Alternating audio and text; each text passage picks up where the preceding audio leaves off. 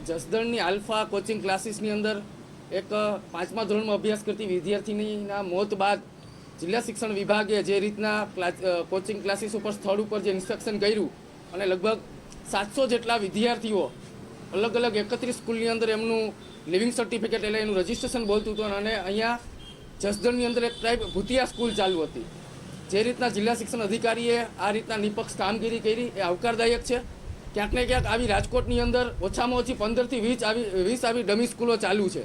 સામાન્ય રીતના LN academy હોય, એજ્યુનોવા હોય કે નવોદય અને બાલાચડીમાં અભ્યાસ કરવા માટે એન્ટ્રન્સ એક્ઝામ દેતા વિદ્યાર્થીઓને આ જ રીતના એડમિશનની પૂરી ફી લઈ અને એલસી રાખવા માટે અલગથી ફી દેવામાં આવે છે.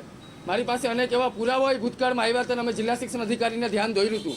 આ માત્ર રાજકોટ પૂરતો પ્રશ્ન નથી, સમગ્ર ગુજરાતની અંદર આવી રીતના સ્પર્ધાત્મક પરીક્ષાઓ જેમ કે બાલાચડી છે, નવોદય છે, સૈનિક સ્કૂલ છે, એ જ રીતના JEE નીટની તૈયારીઓ કરતા કોચિંગ ક્લાસો એ વિદ્યાર્થીઓ પાસેથી લાખોની ફી લઈ અને લિવિંગ સર્ટિફિકેટ રાખવા માટે અલગ સ્કૂલો અલગ એની ફી અલગથી વસૂલતા હોય. એટલે ક્યાંક ને ક્યાંક ડમી સ્કૂલનું એક મોટું સ્કેમ છે, જેમાં રાજ્ય સરકારના શિક્ષણ વિભાગે મીઠી નજર હેઠળ આ ચાલતું હોય તેવું અમારું સ્પષ્ટપણે માનવું છે.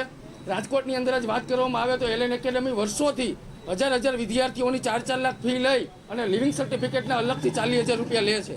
એટલે ક્યાંક ને ક્યાંક આ વિદ્યાર્થીઓ અને એના વાલીઓ ઉપર મોટું ભારણ છે અને રાજ્ય સરકારના નિયમ મુજબ જો આવી કોઈ કોચિંગ પકડાય અને જે સ્કૂલની અંદર રજિસ્ટ્રેશન હોય આ બંનેના રજિસ્ટ્રેશન અને એની સ્કૂલની માન્યતાઓ રદ થાય. જે રીતના જિલ્લા શિક્ષણ વિભાગના ધ્યાને આવ્યું કે 31 રાજ્યની અલગ અલગ સ્કૂલોમાં વિદ્યાર્થીઓના રજિસ્ટ્રેશન આવ્યા છે, તો આ 31 સ્કૂલોની માન્યતા રદ થવાના નિયમ છે. હવે જોવાનું એ રહ્યું કે રાજ્યના શિક્ષણ વિભાગ આ સ્કૂલોની માન્યતા રદ કરે કે પછી રોલમ રોલ જે રીતના ભૂતકાળથી ચાલતું તે ચાલુ રહેશે. જે રીતના આલ્ફા વિદ્યા સંકુલની અંદર એ કોઈ કોચિંગ નહીં, પરંતુ વિદ્યાર્થીઓ જેમ જેલમાં હોય તેમ 2 મહિના સુધી તેમના વાલી સાથે વાતે કરવા દેવામાં આવતી નથી. અને જે વિદ્યાર્થીની તબિયત ખરાબ થઈ અને બેદરકારીથી મોત થયું, જેના પડઘા આખા ગુજરાત અને અમરેલી જિલ્લામાં ખાસ પડ્યા હતા. એટલે ખાસ કરીને અમારી તો સ્પષ્ટપણે માંગ છે કે આવા જેલ ટાઈપ જે કોચિંગ ડમી સ્કૂલો ચાલે છે અને જેને રજિસ્ટ્રેશન આ વિદ્યાર્થીઓના લીધા છે કે વિદ્યાર્થી હાજર નથી પરંતુ તેને લિવિંગ સર્ટિફિકેટ એને પાસ આગલા ધોરણમાં મોકલે છે, એ સ્કૂલોની રાજ્ય સરકારના શિક્ષણ વિભાગના નિયમ મુજબ તો એની માન્યતા રદ થવાનો જોગવાઈ છે.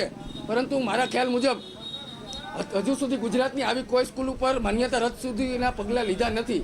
એટલે ક્યાંક ને ક્યાંક આમાં રાજ્ય સરકારનો શિક્ષણ વિભાગ જ પ્રોત્સાહન આપતું હોય, જેને લીધે જ દિવસે ને દિવસે આવી રાજ્યની અંદર ડમી અને ભૂતિયા સ્કૂલોની સંખ્યા વધી રહી છે અને તેનું સીધું ભારણ એ ક્યાંક ને ક્યાંક વાલીઓ ઉપર પડી રહ્યું છે.